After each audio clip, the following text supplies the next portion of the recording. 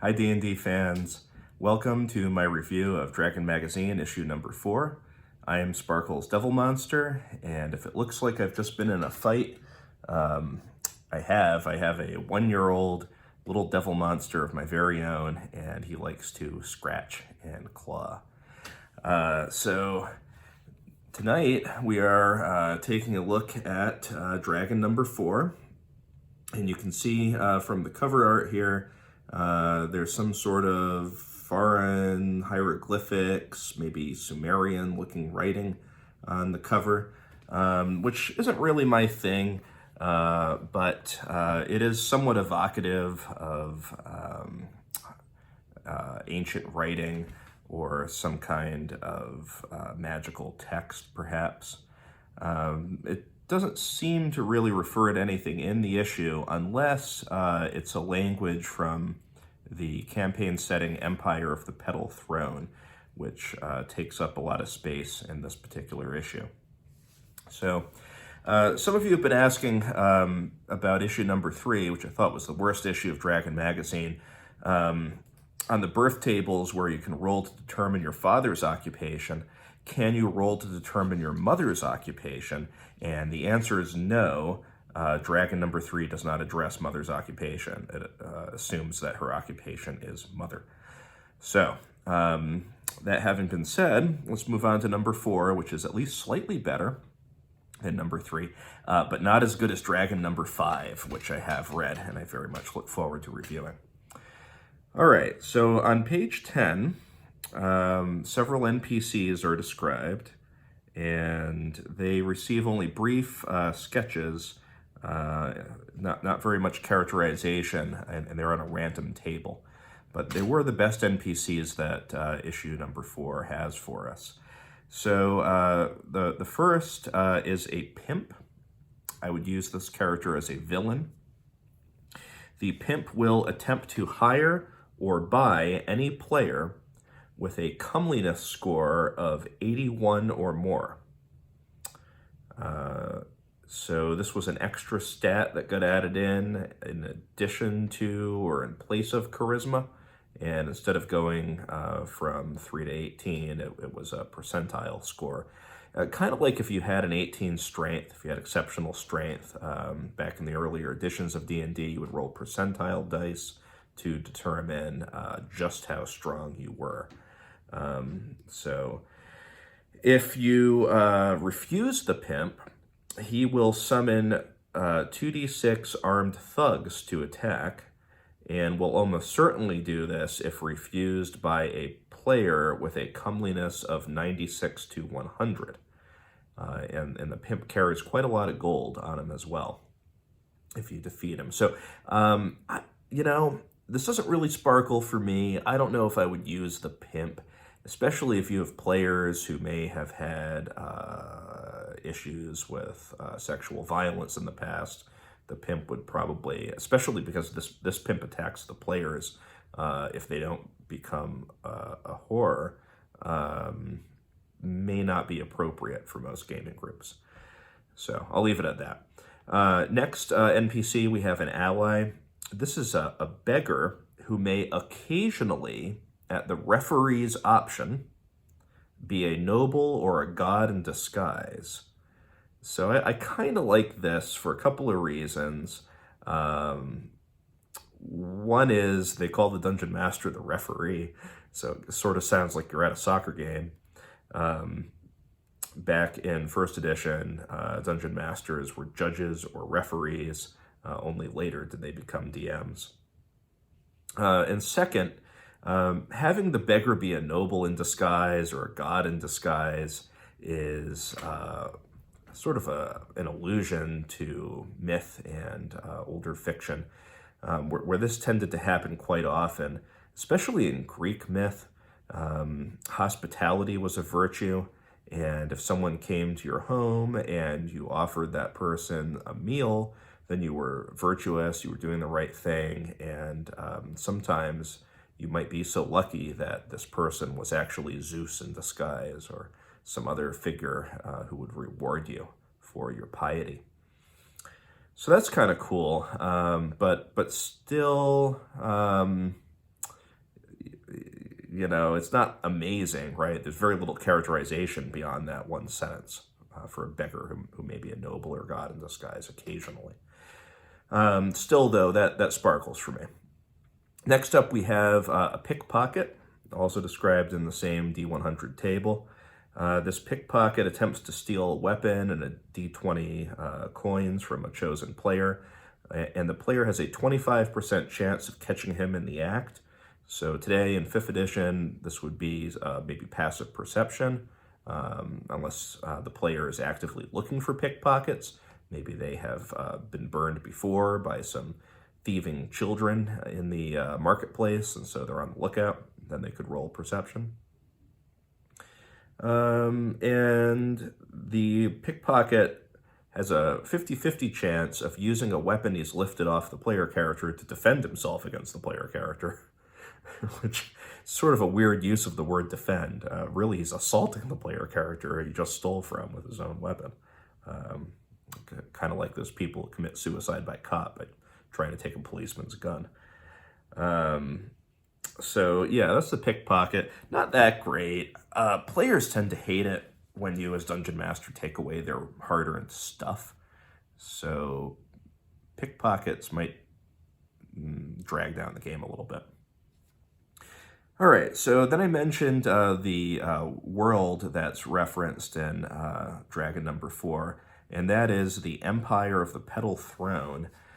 This was a very early attempt at a campaign setting, and I don't know much of the history behind it. It seems like a weird setting to me, with a lot of kind of unpronounceable science fiction names that sound like a cross between Imperial China and the Aztecs. It's some kind of space opera, but it's also like a sci-fi fantasy crossover with a lot of magic and maybe post-apocalyptic because of the use of nuclear weapons. It doesn't really do it for me. I don't think I would ever run a game set in the Empire of the Petal Throne. And I can see why they stopped supporting this in the late 70s. 1980 onward, you don't really see any reference to Empire of the Petal Throne. So next up we have a dungeon.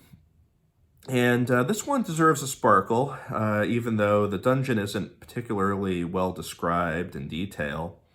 I said before that Dragon Magazine is a fanzine. Again, I wasn't actually alive in the 70s, so I don't know too much about 70s zine culture, about magazines published then. But actually, the editors of Dragon Magazine say fairly early on that it is not a fanzine. So I'm sorry, I was wrong. It is a prozine because it's produced by professionals, not by fans. But it's pretty amateurish starting off, even though this is an official magazine. And it certainly talks a lot about the fans. So the dungeon here on page 32 is the Temple of Vimuhla, Lord of Fire.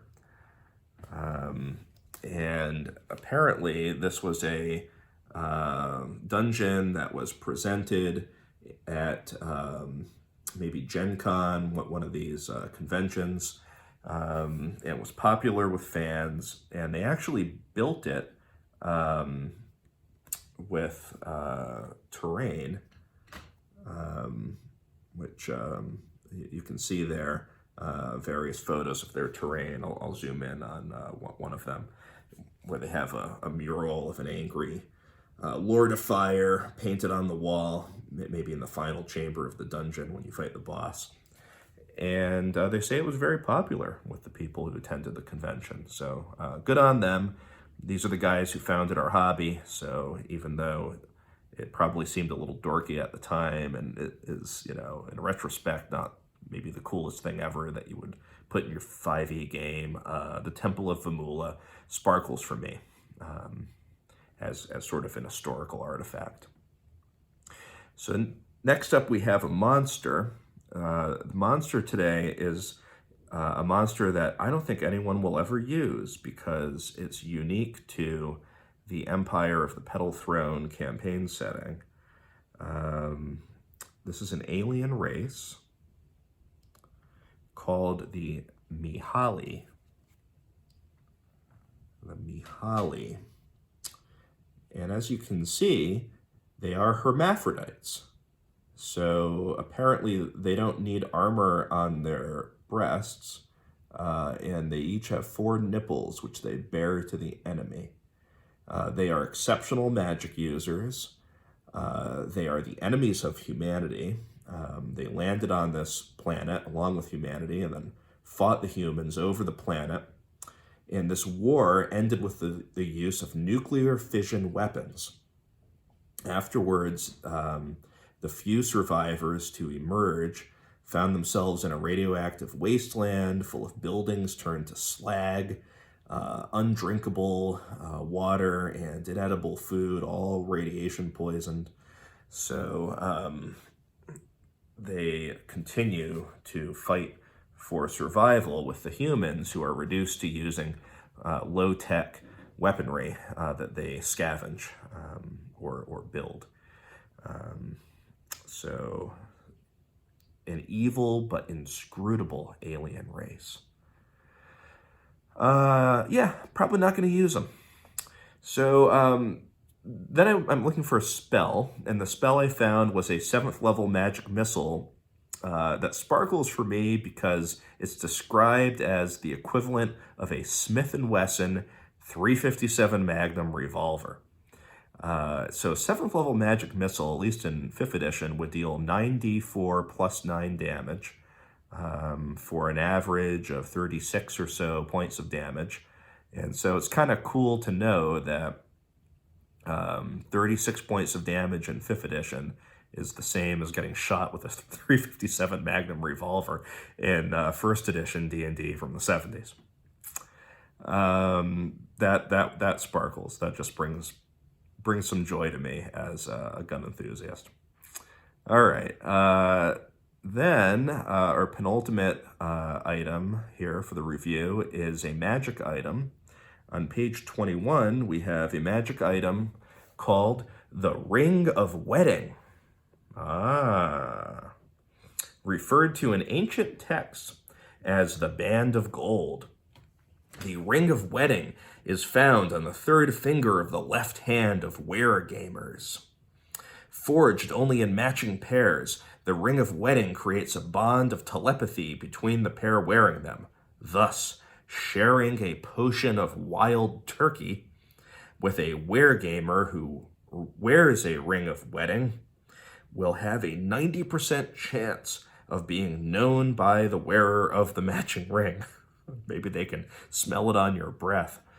It is advisable for the ring-wearing male weregamer who practices such a ceremony with a female weregamer to make friends with a cleric who has a Cure Heavy Wounds spell. So my spouse is a fellow weregamer, and we have Rings of Wedding. I should take this to heart. All right. Finally, I'm looking for some kind of, flavor that really makes the issue stand out. And there is something rather weird in Dragon number 4, which, I don't know, it doesn't really sparkle for me, but it's interesting nonetheless. So these are items which can be obtained as treasure in Empire of the Petal Throne as a percentile roll. There's 36 of them, and they're all, well, you'll see what they have in common. I'm not going to read them all, but here's a selection. The Abominable Eye of Detestation. The Eye of Advancing Through Portals. The Eye of All-Seeing Wonder. The Eye of Being an Unimpeachable Shield Against Foes. The Eye of Calling Forth an Unconquerable Army. The Eye of the Creeping Fog of Doom. The Eye of Departing in Safety. The Eye of Exquisite Power over Maidens. The Eye of Frigid Breath. The Eye of Hastening Destiny. The Eye of Joyful Sitting Amongst Friends. The Eye of Madness. The Eye of Non-Seeing. The Eye of Opening the Way. The Eye of Raising an Infernal Barrier. The Eye of Retaining All Things. the eye of retarding destiny, the eye of returning unto darkness, the eye of ruling as a king in glory, the eye of triumphant passage through infernos, the incomparable eye of command, the ineluctable eye of healing, the splendid eye of Kra the mighty, the terrible eye of raging power, and, finally, the thoroughly useful eye. Yeah. Not rolling on that chart in my 5e game. But it was an interesting look nonetheless, and as promised, Dragon number 5 will be better. As for this issue, Dragon issue number 4, it gets a 3 out of 10. Thanks, and see you next time.